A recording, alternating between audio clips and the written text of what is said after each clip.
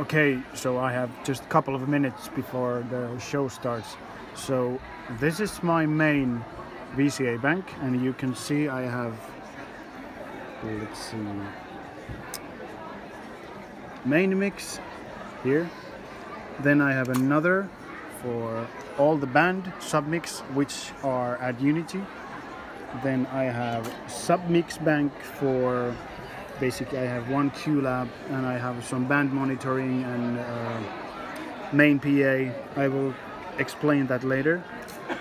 And one tip, keep the main mix VCA copied onto the fourth button, just to make sure that if you hit next Q but accidentally press this one, it will still keep your main mix visible, so you don't lose your VCA. About the upper bank, this is my upper bank, which I call a show bank. I have main fader for the monitors on stage, main fader for the audience mix. This is my main vocal reverb. This is my second main vocal reverb. This is my main band reverb. This is my second main band reverb. This is talkback from the monitor engineer. This is talkback from MD. This is talkback from the person who will shout out lines to actors if actors will forget it for some reason.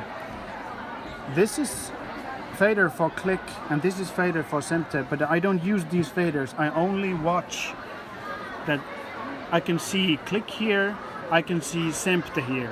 So that gives me safety that I know that click and Semte is running. And this is my main VCA for all the QLab effects I have.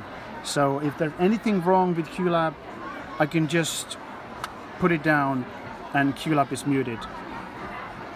And I have to say that click and Semte are also coming from QLab, but this is not controlling these.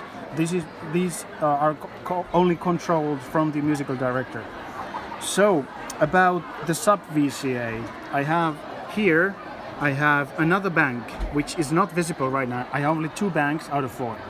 And this bank called band, that gives me 12 submixes at Unity, and that is the drums, bass, drums, percussion, all mallets, piano, keyboard 2, keyboard 3, all violins, cello, all bass, reed players, brass players, and this is the master VCA fader for the Atmos ambience that I've created with Dimitri Space Map and Dimitri software.